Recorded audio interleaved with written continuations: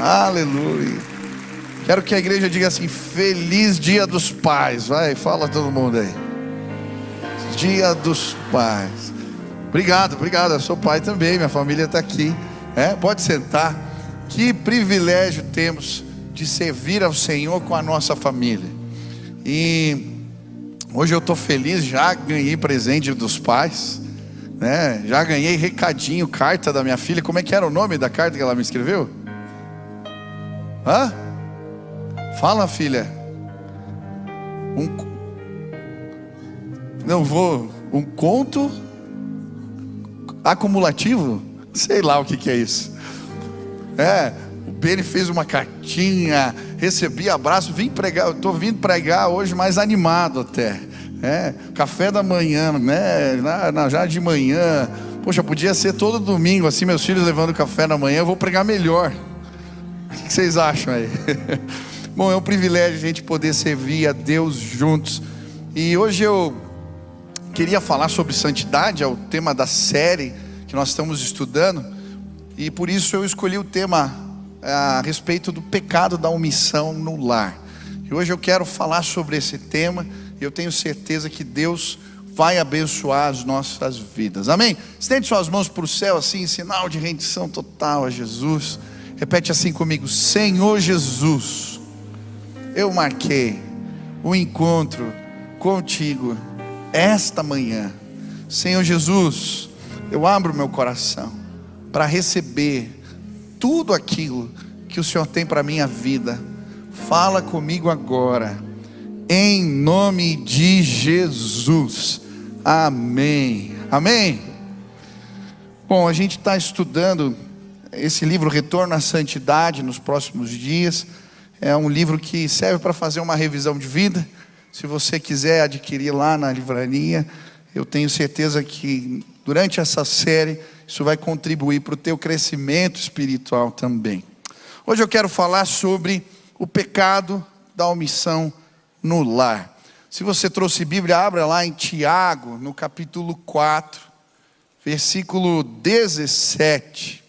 Tiago, capítulo 4, versículo 17. Diz assim a palavra do Senhor: Portanto, pensem nisso. Quem sabe que deve fazer o bem e não o faz, comete pecado.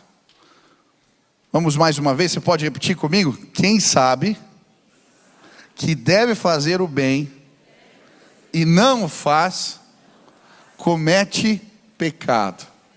Mais uma vez para você decorar um versículo aí. Quem sabe que deve fazer o bem e não o faz, comete pecado. O que a Bíblia quer nos ensinar é algo profundo aqui. Pecado não tem a ver apenas com aquilo que fazemos, mas também com o que deixamos de fazer. E é nessa perspectiva que eu quero meditar essa manhã. O que estamos deixando de fazer em casa, que a Bíblia chama de pecado?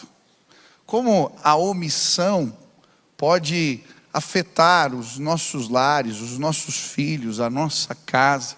Quais são as medidas que temos que tomar para que o pecado da omissão não tome forma em nossas vidas? Eu acho interessante, a palavra de Deus vai nos mostrar vários exemplos de como a omissão por parte dos pais pode destruir uma casa. A Bíblia nos fala a respeito de reis, autoridades, servos do Senhor, homens de Deus, sacerdotes, que cometeram esse pecado e perderam o seu lar. Um exemplo para mim forte disso é o exemplo de Davi. Davi tinha boas intenções para com seus filhos. É por isso que ele lhes dá nome aos seus filhos. Teve 20 filhos, Davi. Ele dá nomes para os seus filhos que representam aquilo que ele queria para os seus. Absalão significa Absalom, né? Pai da paz. Gededias significa querido de Deus. Aminon, fiel. Tamar, palmeira, flor. Eu me identifiquei com Davi com o nome de Tamar porque a minha filha nasceu na primavera, né? No dia que começa a primavera. E desde pequeno eu chamo ela de Florzinha. E eu lembro que quando nós fomos do médico, ela era pequenininha, ela falou para o médico assim: meu nome é Nina, mas o meu pai me chama de Florzinha. Davi tinha boas intenções para com seus filhos, mas talvez pela correria do dia a dia, pelas demandas do palácio, talvez por ter muitos filhos e de várias mães, talvez ele não pôde ou só via os filhos, muitos deles, nas festas de família. E talvez por isso, Davi foi um pai omisso. E é muito forte ver o que isso gera no seu lar. A Bíblia vai nos dizer que Amnon, meio-irmão de Tamar, se afeiçoa por ela, se apaixona por ela. E então faz um plano terrível. Chama ela na sua casa e ali ele a estupra, abusa dela. Davi, diante disso tudo, não faz nada, se omite. Absalão, que era irmão por parte de pai e mãe de Tamar, toma as dores da irmã, cuida dela durante 2 anos e fica esperando o pai fazer alguma coisa. Mas como o pai não faz nada, ele resolve fazer. Ele faz um plano terrível, seu coração cheio de ódio, amargura. Ele um dia chega para o pai e fala: eu quero ir para uma caçada com meu irmão. O pai, por mais que soubesse que havia algo estranho nessa história, de novo não faz nada. Fala: meu filho, leva os teus irmãos juntos. E aí numa festa que acontece, Amnon acaba assassinando Absalão, Absalão acaba assassinando seu irmão Amnon. Terrível. Mais uma vez, Davi não faz nada. Ele fica irado, fica bravo. Mas o filho vai se esconder, vai se abrigar na casa do avô. E ele não vai atrás do menino, ele não confronta, ele não diz nada. Passam-se os anos. E aí o menino vai morar perto, e mesmo assim ele não vai atrás do menino. E então é o seu assessor Joabe que promove um encontro, depois de quase 5 anos. Esse encontro acontece. Davi mais uma vez não repreende o menino, não fala nada com o menino, só dá um beijo nele e vai embora. Absalão fica irado. Ele não entende a omissão do seu pai. Por isso ele vai para a porta da cidade, começa a ficar falando mal do pai. E promove uma verdadeira insurreição. A família se divide, há uma guerra entre pai e filho. Davi sai fugido do palácio. Absalão toma as mulheres do pai no terraço do palácio. A história fica crítica, a guerra acontece. Absalão, no meio da guerra, fica com os cabelos presos numa árvore e Joabe o mata. O mensageiro vem trazer o recado para Davi. Quando ele escuta: olha, vencemos a guerra, mas Absalão morreu. Ele começa a chorar: Absalão, meu filho, o que eu fiz? Absalão, meu filho. Existem guerras que não ganhamos. A vitória pode ser aparente. Talvez você ganhou a discussão, ganhou a briga, mas perdeu a sua casa. A omissão nos leva a este lugar, lugar de destruição do lar. Não foi apenas Davi que caiu, a Bíblia também nos fala da omissão do rei Ezequias, o homem de Deus. A Bíblia vai dizer que não houve rei temente ao Senhor como Ezequias. Mas quando ele fica doente, o sacerdote vai lá dizer para ele, o profeta, que ele iria morrer. Esse homem se vira para a parede, começa a chorar. Mas o profeta diz antes: põe em ordem a sua casa. Ele chora, pede a Deus que o cure. O mesmo profeta que trouxe a notícia volta para dizer que ele viveria 15 anos mais. Aquele homem se alegra, mas ele não põe em ordem a sua casa. Um homem que foi omisso. Um dia, mensageiros da Babilônia vêm para conhecerem a casa de Israel. Ele mostra seus palácios, seus tesouros, os tesouros da casa do Senhor. E então ele recebe uma profecia. O profeta vem de novo falar com ele: olha, a próxima geração tudo vai se perder. Tudo isso, todos esses tesouros serão levados pelos babilônios. Ele acha a palavra boa, porque nos seus dias teriam paz. Ele não se preocupa com os filhos, com a próxima geração. A sua omissão traz algo terrível. Manassés, o seu filho, é tido como o filho pródigo do Antigo Testamento. Ele tinha uma verdadeira aversão pelo seu pai. Tudo que o seu pai fez de bom, ele desfez. Seu pai destruiu os altares dos ídolos, destruiu os altares do templo, ele fez uma purificação do templo. Manassés fez tudo ao contrário. Ele regueu os altares, ele praticou a idolatria, a feitiçaria, ele chegou até a fazer sacrifícios humanos. A omissão de Ezequias levou o povo de Israel para o exílio, porque ele não se preocupou com a próxima geração. A Bíblia nos conta um outro exemplo, o exemplo de Eli, o sumo sacerdote da casa de Israel, 40 anos, julgou a terra, um homem temente a Deus, servo do Senhor, mas ele se omitiu em relação aos seus filhos, Ofni e Finéias. E por causa da sua omissão, uma tragédia também acontece. Uma guerra vem, seus filhos morrem, a notícia chega, ele cai da cadeira, a nora que estava entra em trabalho de parto, estava grávida, falece. E ela dá o nome para o menino de Icabode, a glória de Deus foi embora.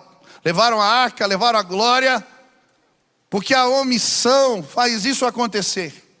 Quando nos omitimos, perdemos a nossa casa, perdemos os nossos filhos. A glória e o temor do Senhor vão embora. Mas hoje eu vim dizer que isso não vai acontecer na minha e na sua casa, em nome de Jesus. Eu, em nome de Jesus, vim te alertar, hoje pela manhã. Eu fiquei tão feliz de ver esse coral aqui de paz, porque de diferentes formas o inimigo nesses dias tem tentado abafar as vozes dos homens dentro de casa. De diferentes formas o mundo tem dito para nós uma mensagem que tenta calar os homens em nossos dias. Mas ei, em nome de Jesus, nesta casa, homens de Deus vão se levantar para abençoar os seus. Não seremos omissos, vamos proteger os nossos, seremos sim sacerdotes dos nossos lares. Deus vai nos usar plenamente em nome de Jesus. Eu e você não vamos perder a nossa casa. Quantos creem nisso? Aleluia. Hoje eu quero falar sobre 4 tipos de omissões perigosas que eu e você não vamos praticar em nome de Jesus. Quantos querem ouvir sobre isso? Amém? Primeiro tipo de omissão que esses homens que eu citei cometeram: a omissão do sacerdócio no lar.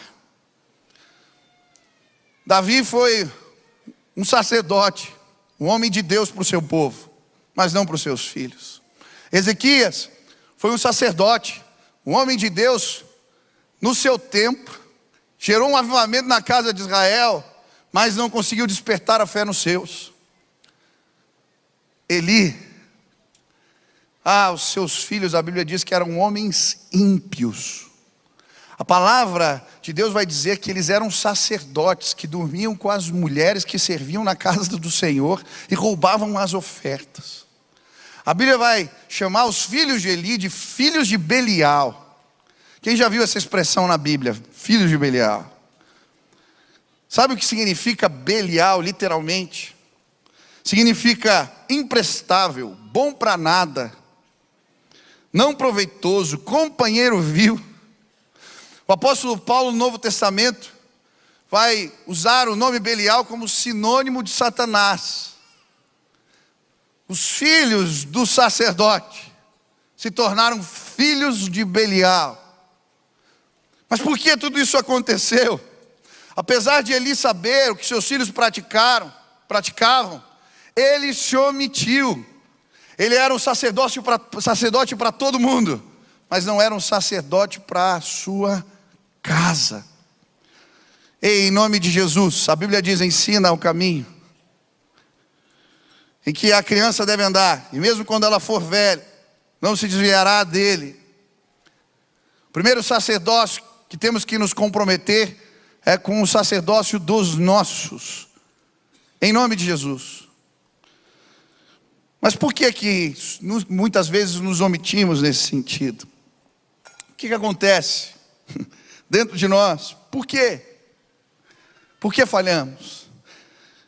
Eu listei alguns motivos.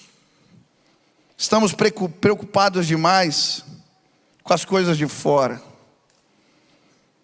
e acaba não sobrando tempo para os de dentro de casa.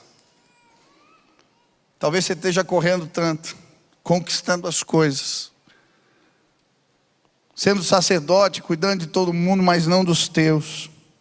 Segundo motivo, nos omitimos porque transferimos essa responsabilidade muitas vezes para outras pessoas. Davi transferiu a responsabilidade do problema para o filho, depois para o sogro, depois para o assessor, e a sua casa se perdeu. Muitas vezes nós, como os pais, estamos correndo tanto e a gente transfere a responsabilidade da esposa ser sacerdote. É ela que faz o momento com as crianças de oração, é ela que ensina a palavra, é ela que ensina a memorizar os versículos, e nós nos omitimos. Quantas vezes o filho vem para resolver uma questão e eu e você, nós falamos, vai lá falar com a sua mãe. Nós transferimos a responsabilidade para a igreja, para o ministério infantil, para os pastores, para a escola que é cristã. Ei, em nome de Jesus, essa responsabilidade é minha e é sua, e de mais ninguém. Você é o sacerdote para o seu lar. Essa função ninguém pode ocupar, só você, em nome de Jesus. Nós ouvimos aqui um testemunho de um filho dizendo que foi órfão de pai vivo. Não transfira essa responsabilidade para ninguém, em nome de Jesus. Outro motivo, as nossas culpas. Não tem um lugar que somos mais vulneráveis além da nossa casa. Na minha casa, na sua casa, os meus pecados, os seus pecados são evidentes. Se tornam mais evidentes. Seu filho sabe o que você faz de errado. Sua esposa sabe o que você faz de errado. Eu creio que talvez esse tenha sido o conflito de Davi. Talvez ele não falou nada com Aminon, não chamou Absalão para conversar, porque ele tinha tido um caso com Betseba, e de alguma maneira ele se sentia culpado, desautorizado. Ei, em nome de Jesus, eu não sei qual é a tua história, mas há poder no sangue de Jesus para nos purificar de todo pecado. Eu não sei se você traiu sua mulher no passado, se você adulterou, se você não teve um bom procedimento, se você está pondo a tua vida em ordem agora. Mas em nome de Jesus, não deixe o acusador te desautorizar. Confesse os seus pecados, fale para os seus filhos, eu errei, mas eu fui lavado pelo sangue do Cordeiro. Mas não deixe de ser autoridade na sua casa para ministrar nos seus. Muitas vezes nos omitimos, porque nos sentimos inseguros. Ei, em nome de Jesus, há poder no sangue do Cordeiro de Deus. Você pode sim exercer a autoridade dentro da sua casa. Nem que seja para falar, filho, não experimente o que eu experimentei. Você não precisa viver isso. Mas não se omita. A omissão vai destruir a sua casa. Seja o sacerdote do seu lar. Segunda omissão que não podemos cometer, a omissão na disciplina dos filhos. Eu acho muito interessante a história de Eli, o sacerdote, porque Deus manda um homem de Deus falar com ele. E a Bíblia vai dizer, olha o recado desse homem: naquele dia suscitarei contra Eli tudo quanto tenho falado com respeito à sua casa.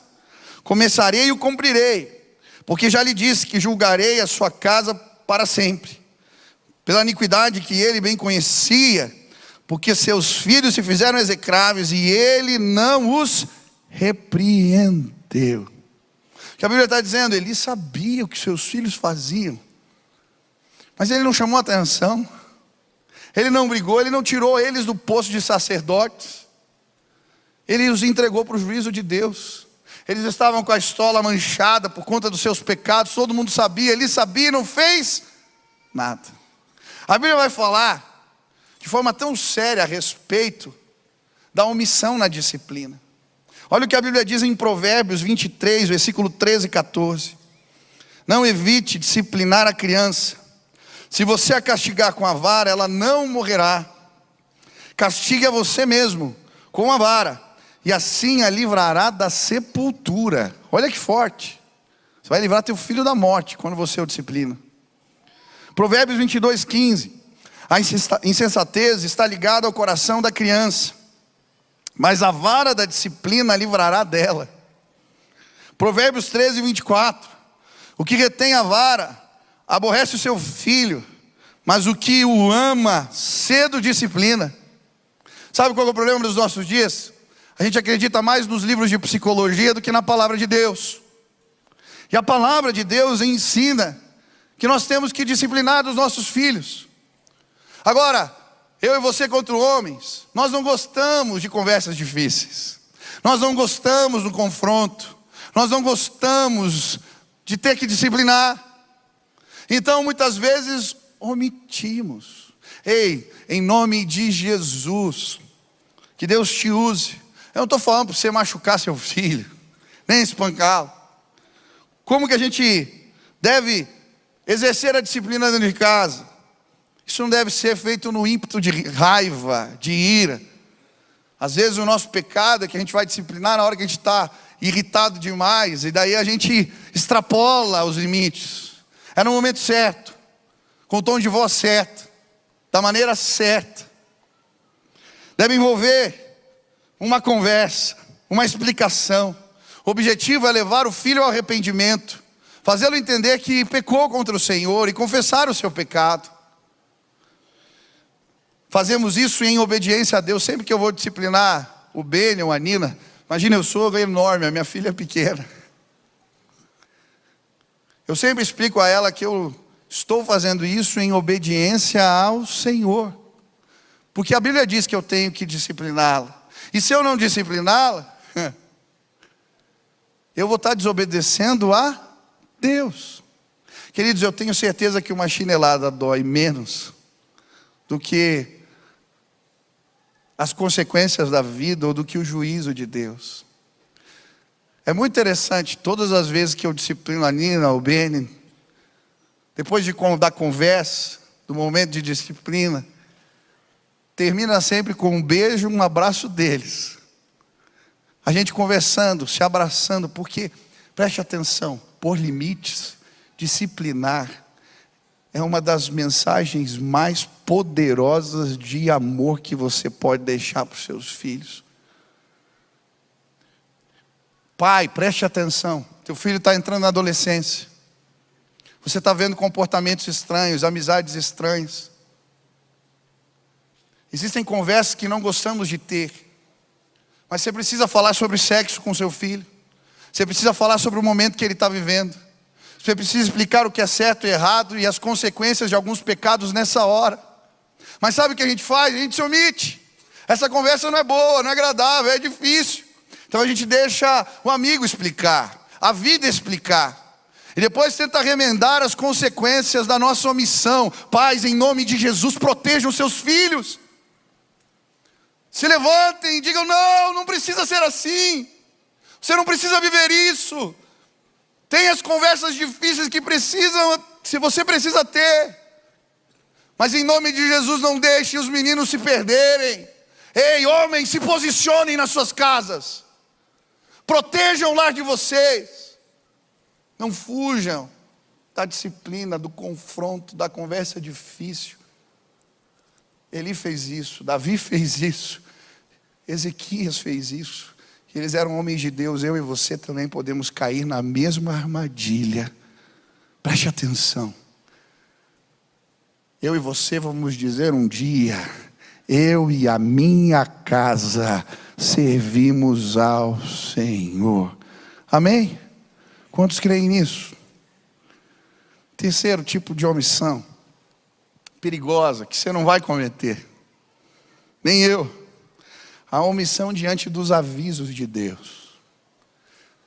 Sabe, nós temos um ajudador maravilhoso, um conselheiro que não falha. Nós podemos educar os nossos filhos com a ajuda do Espírito Santo. Quantos têm Jesus no coração? Quantos entregaram a sua vida ao Senhor? Você tem um conselheiro maravilhoso, um pai que sabe todas as coisas. O problema é que muitas vezes Deus nos avisa e nós não ouvimos, não damos atenção para os avisos do Espírito Santo. Olha só a situação de Eli. Deus o avisa. Ele manda primeiro, a Bíblia diz, um homem de Deus falar com ele. A Bíblia não diz o nome. Mas esse homem de Deus fala tudo o que está acontecendo na sua casa. E diz que Deus vai trazer juízo sobre os seus filhos. Que eles vão morrer os dois no mesmo dia numa guerra. Sabe o que ele faz? Nada. Ele não tira a estola dos meninos. Ele não os repreende. Ele não rasga a roupa. Ele não faz jejum. Ele não ora. Ele deixa ver o que ia acontecer. Tem uma conversa bem mais ou menos com os meninos. Aí depois Deus o avisa de novo. Ana não podia ter um filho. Pede ao Senhor, o Senhor concede Samuel. Ela entrega Samuel para servir na casa do Senhor. Desde pequenininho. Depois de desmamado. Ele foi criado por Eli. Já usava a veste sacerdotal pequenininho. Fico imaginando o garoto com a roupinha lá de sacerdote.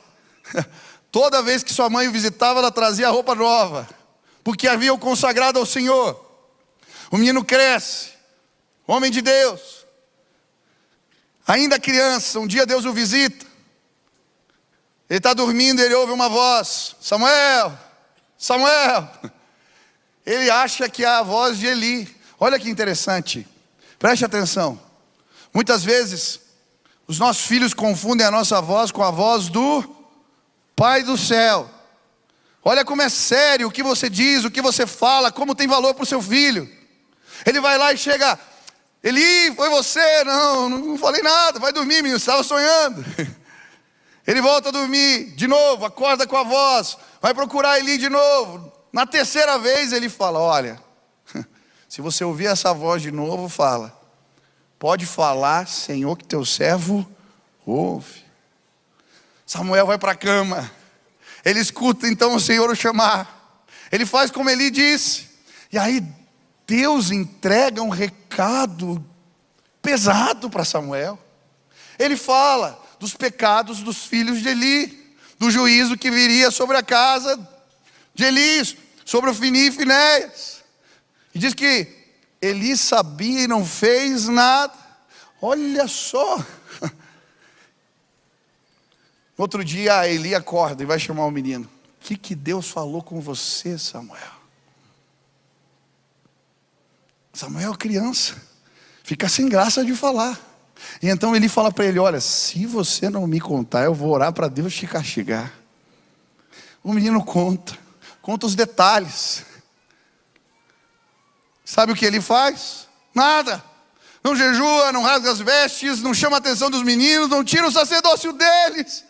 Ele despreza os recados de Deus.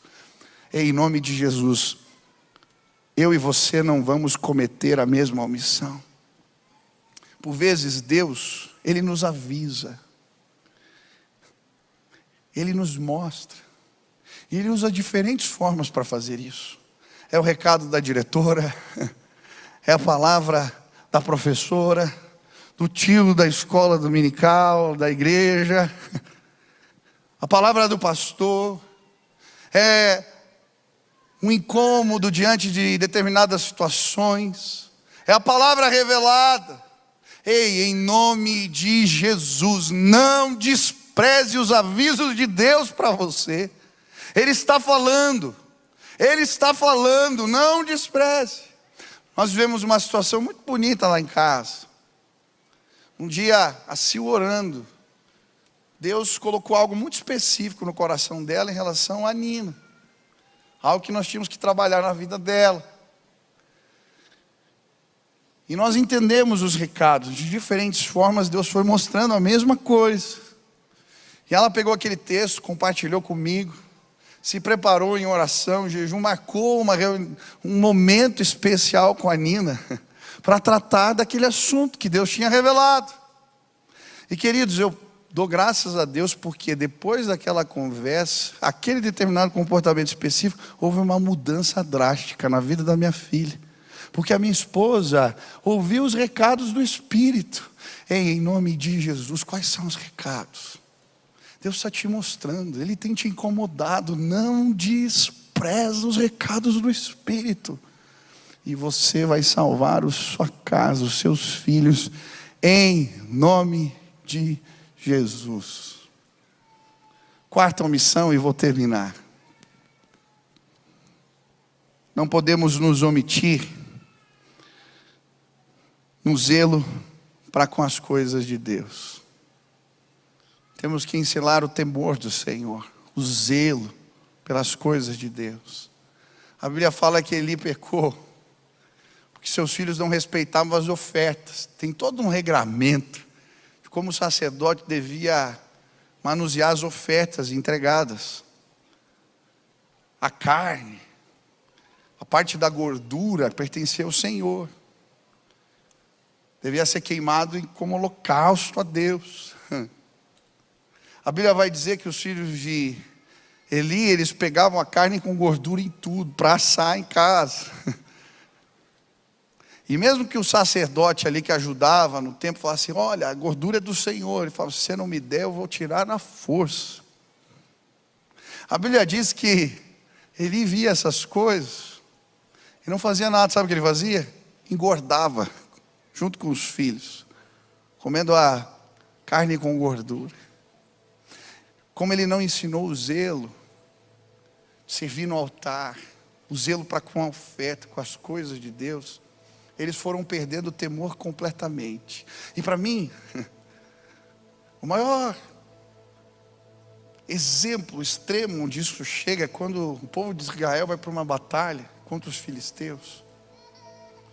E aqueles sacerdotes que eram perversos, que não tinham vida, que não tinham nada, quando a guerra estoura, sabe o que eles fazem?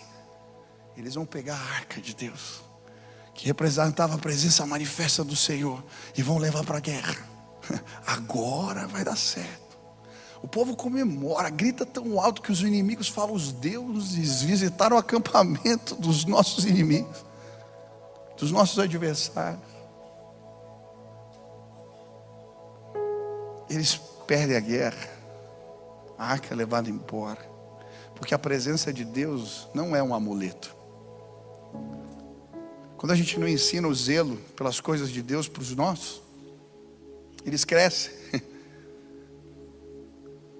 Talvez não sirvam a Deus, não tenham vida com Deus, mas nas guerras da vida, eles vão pegar o amuleto para ver se dá certo. E eles vão perder as batalhas. Eu tinha um amigo aqui na igreja que era interessante. Ele não tinha compromisso nenhum com Deus.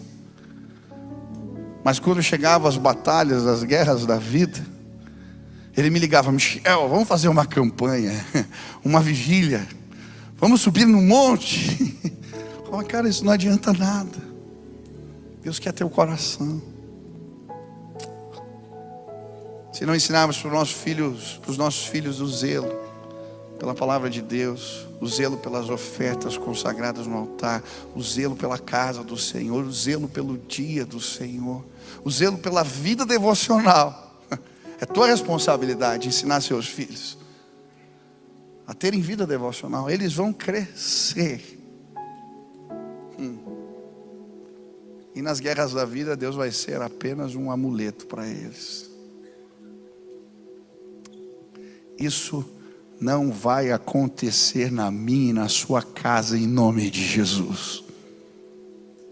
Eu fico pensando se Davi errou, se Ezequias errou, se Eli errou. Eu posso errar,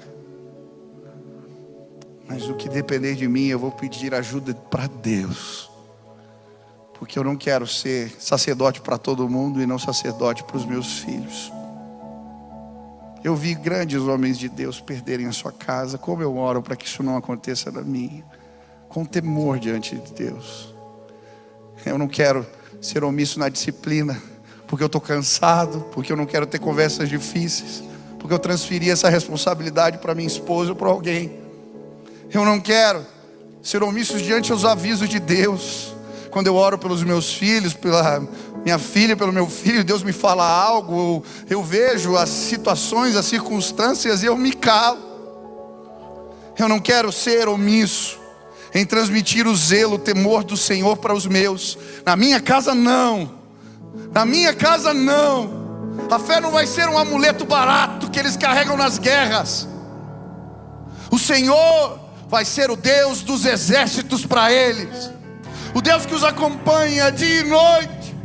E na hora das batalhas, Ele vai vir, Ele aparecerá, o inimigo cairá por terra. Ei, o diabo não vai tocar nos nossos filhos em nome de Jesus.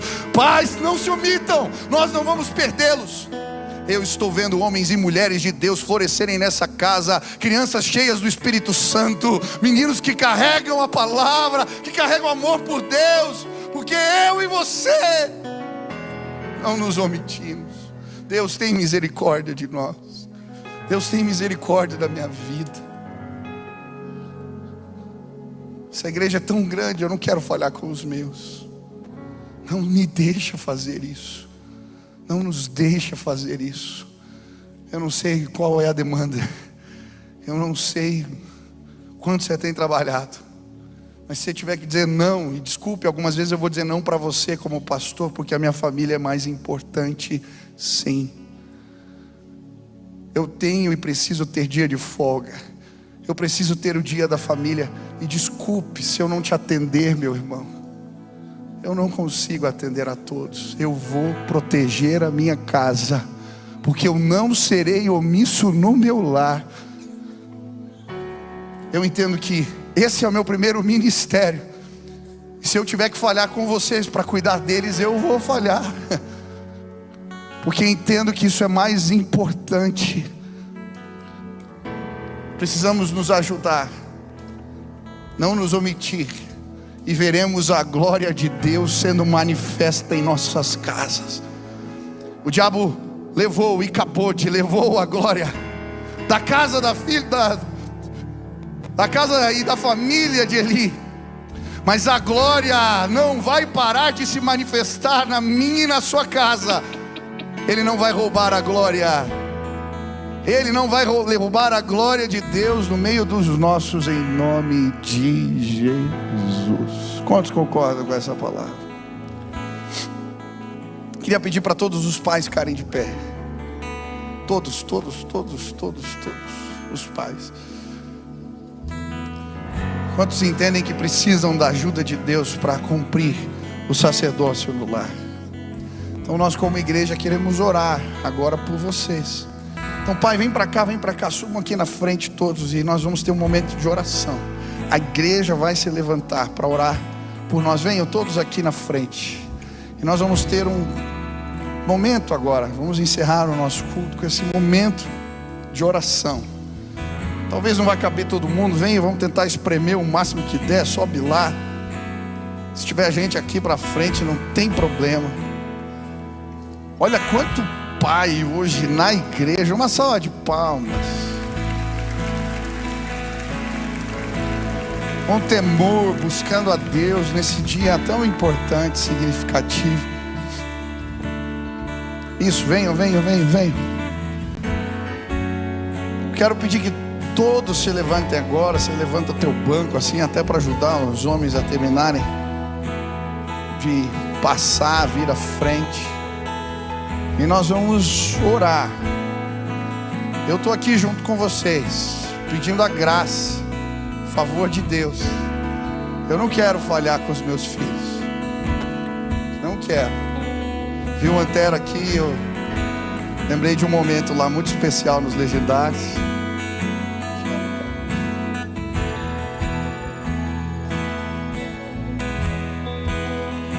Onde nós batalhamos pelos nossos. E com essa disposição, nós vamos guerrear pelos nossos. A nossa casa, eu e a minha casa, você e a sua casa, servirão a Jesus. Amém? Amém? Eu vou chamar a minha esposa aqui. Agora uma mulher vai orar por nós. Vou chamar a minha esposa aqui. A Sil pode chegar. Linda, vem aqui mesmo, ó, senão até você passar. Isso, os homens estão terminando de chegar aqui. Isso, podem vir. Se não der para chegar todo mundo, para onde você está aí agora.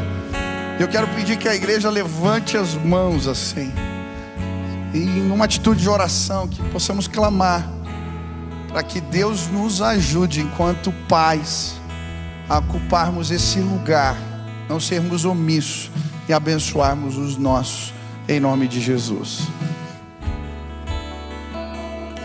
Amém.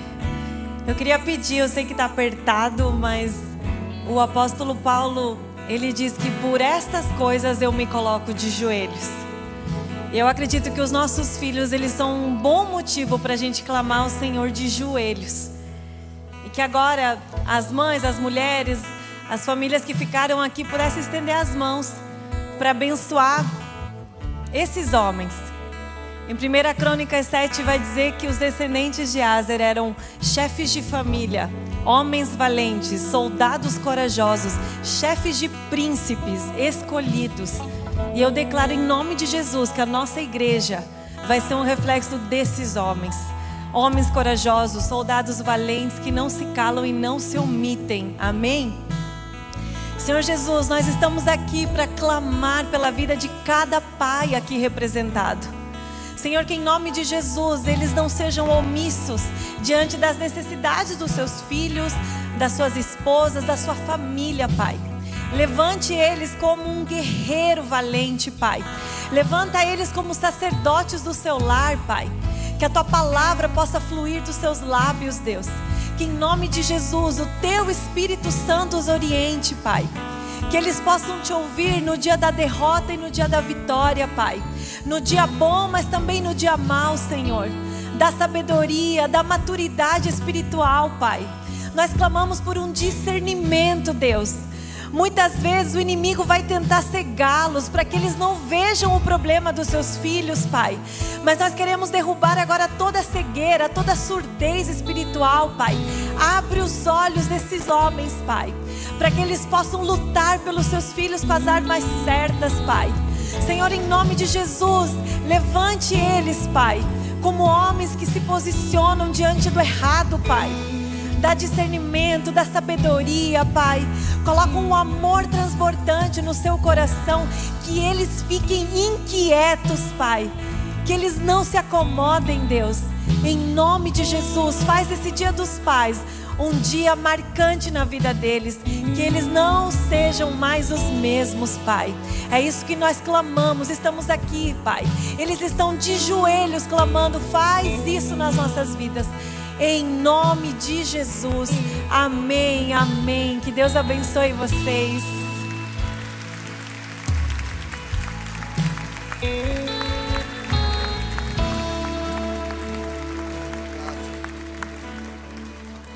Vamos encerrar o culto assim, depois os pais vão atrás dos filhos e a gente sai hoje para celebrar o dia, amém? Vou terminar dando uma bênção aqui.